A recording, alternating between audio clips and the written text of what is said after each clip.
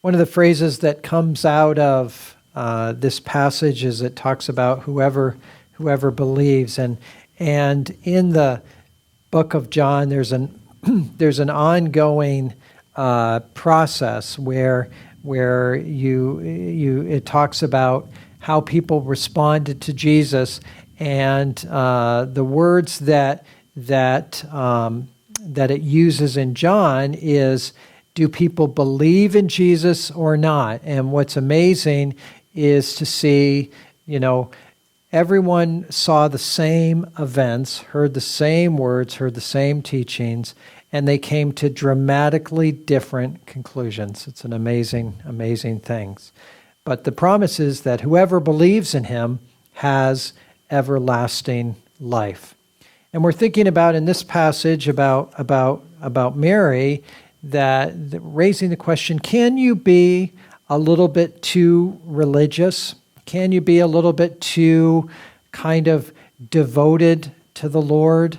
Can your practices be things that are noticeable to other people so that they might criticize us and might give us, the highest criticism that any of us would hear, and that is that we're religious or that we're fanatical. Sometimes we have to be careful. We have to be careful, and I know this is true of me.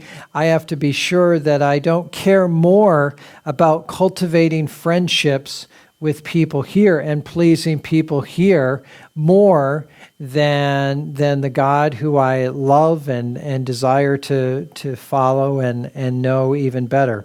And so that's really what we're thinking about today, is what does it mean to really love the Lord and to be extravagant in that love, sort of like Mary. But there's a word of caution in the theme. Loving acts for our Lord often draw attention and criticism because they're not always understood. Mary was anxious to show her gratitude to the Lord. And you'll notice at the table there's Lazarus and there's Martha, and Martha did the serving. You remember why Martha and Mary offered this and why Mary was so grateful. I can't even imagine what they must have felt like as they saw their brother die, and they buried him, put him in a tomb, and how grateful they were when Jesus came and showed them the truth of his words, that he was in fact the resurrection and the life. When he walked up to the tomb, asked them to move the stone away, and they offer the important detail. Martha says, "We don't really want to do that, Lord, because he's been in there for 4 days and it's not going to be the greatest smell." But he insists that they do it, and so he calls out in a loud voice, "Lazarus, come forth," and he did.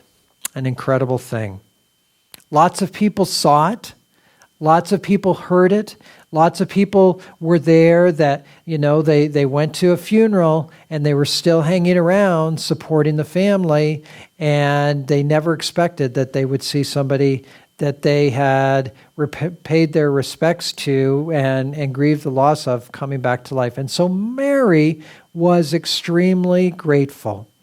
And so they're in this room and they're having this large dinner in Jesus' honor, and all of a sudden Mary comes in with this alabaster jar of pure nard that was very expensive, and she kneels down at Jesus' feet. She pours it on his feet. She has long hair. She lets her hair out. She wipes his hair.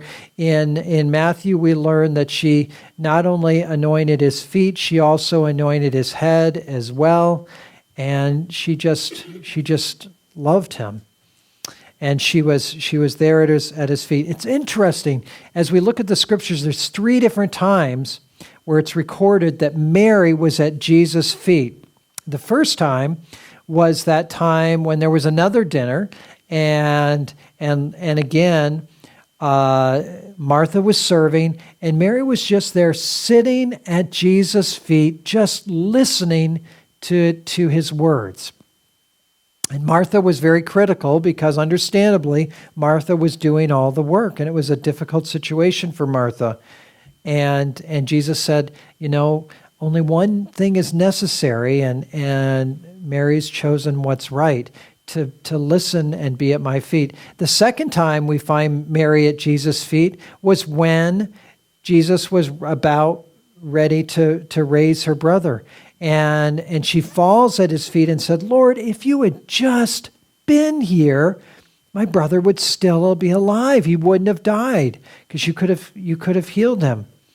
And then this time she's at Jesus' feet.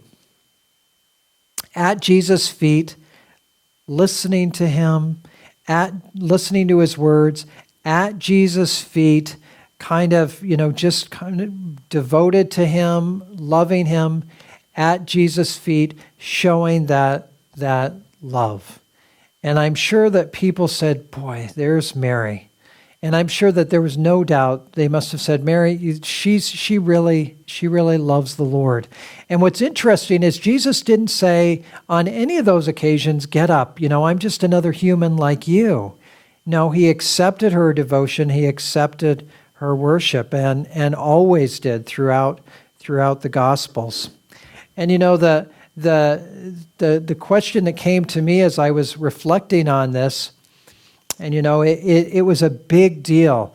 This perfume was fragrant, and it says everyone in the house could smell it. And when it throws in a detail like that, it was great.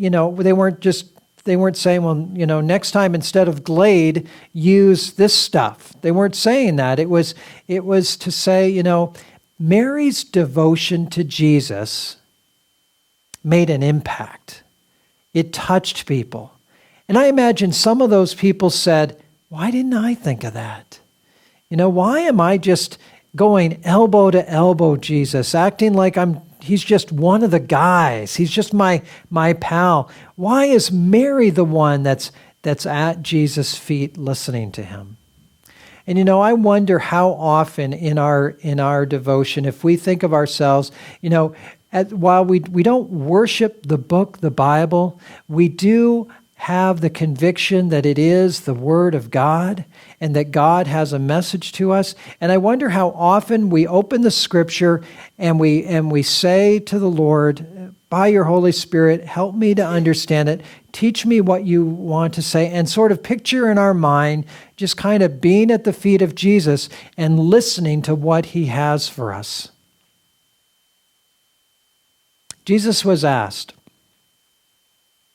what was the greatest commandment? What's the most important thing we need to do as those that would follow God? What is the one thing that we need to do? What is the one thing that we most likely are to forget?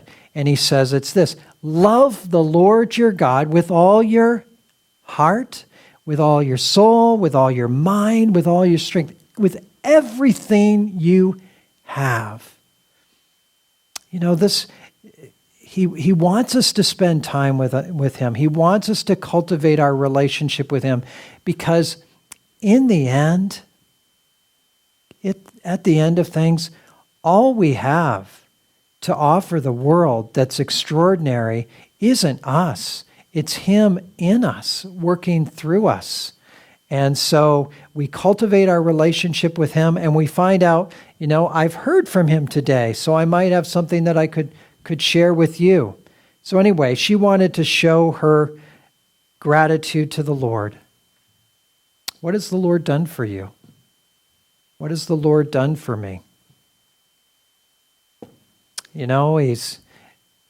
Sometimes we're casual about our salvation, our relationship with him. But if we really believe the Bible, we understand, we would have been in tough shape were it not for him. People are dying in this world, in this life, without Christ. the what he's done for us, delivering us from our fears, delivering us from our sins, giving us a new perspective is huge. How have we shown our love for him? That's really what Lent is about. It's why last week, for the first time in years, I went without breakfast and lunch in the same day. That's big. Ask my family. That's huge. They must, and I wasn't sick. That's a big deal. And the toughest 3 hours were on Friday from 12 to 3, because I took part in what's called the Wesley Fast, and that is you go from sundown on Thursday and you end it at 3 o'clock on Friday. The toughest 3 hours, the time when your stomach is starting to kind of make noises and things, and you may not want to be in public, I don't know. But I still drank water and things. I wasn't, that crazy. Were those 3 hours. And then I thought, this is a little bit uncomfortable. Not bad at all. And then I thought about what he was doing on that Friday, we call Good Friday. And I thought, okay, no problem. With your help, I've got this. What are we doing to show our love for the Lord? It might be praying more. It might be serving more. It might be reading more. It might be having less so that we can give more. So that was her approach. And you would have thought, so everybody's all good. But not Judas. Not Judas. Judas was saying to her, here's this money. Let's think about resources, Mary. Let's think about resources. Let's be practical. You had this money. Think of how many people could have been fed with this. Think of how many people could have been given shelter. Think of all the good that could have been done. Think of all the hurting people that are just outside our door that we could have helped. And it sounds good. But then you found out that it was just a sham for Judas. He was a thief. He was the keeper of the purse. He helped himself to the purse for his own needs. But we do have to be careful that we balance everything out. And sometimes we can be so concerned about the practicality and making sure that we do all the serving that we do, that we never show love for the Lord that we do, that we need to. The people who built this church wanted folks to know in Manchester that there was a group of people that loved the Lord. The people who built this church wanted people to know that their God was a great God, a magnificent God, and he was as great and as significant as anything that anybody could come up with, any human. And so they built something to his honor. You can walk up and down Main Street, and there are only a few buildings that are constructed to the glory of God. It's a big deal. And so we do both things. We serve the poor, but we also do things to show our love for God and to bring him honor and glory. And you can say, well, which is more important? We need to do both. We need to do both. But let's get back to Judas. It's not recorded in the scriptures when he was called. Jesus came and said at one point, Judas, follow me. And I don't think Judas was saying, okay, I can't wait to betray this guy. I don't think that was on his mind 3 years earlier. I think he genuinely wanted to know Jesus. He genuinely wanted to be with Jesus. He genuinely wanted to follow him. But somewhere along the line, something began to change in Judas. And gradually, Jesus became less important to him, and stuff became more important to him, to the point where he could justify taking some of the money that was in fact dedicated to helping people for his own personal benefit and needs. Got to the point where he would actually turn Jesus in and make it easy for the authorities to arrest him. Who knows when that process happened? And I would just say in my own life, there are so many other things that can get in and can squeeze out our trust in the Lord, our love for the Lord. And what's so funny is I've never felt like time spent with Jesus was a bad investment. I've never felt that time reading the Bible was a waste of time. Have you? I've always felt that when I give to Him, somehow He gives to me, even as I serve other people. Do you believe that?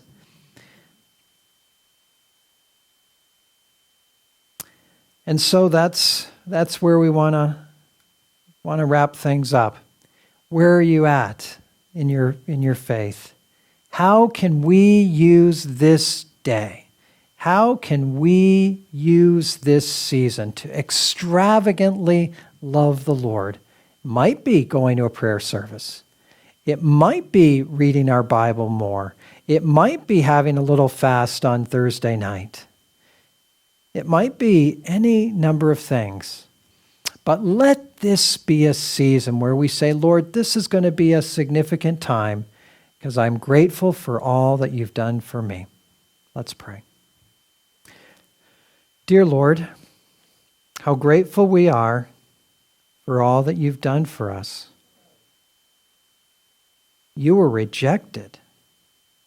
You were despised. You were spat upon, all for us. Oh Lord, you have given us life. May we use our lives to bring you honor and bring you glory and to serve hurting people by word and deed. Use our lives, we pray in Jesus' name. Amen.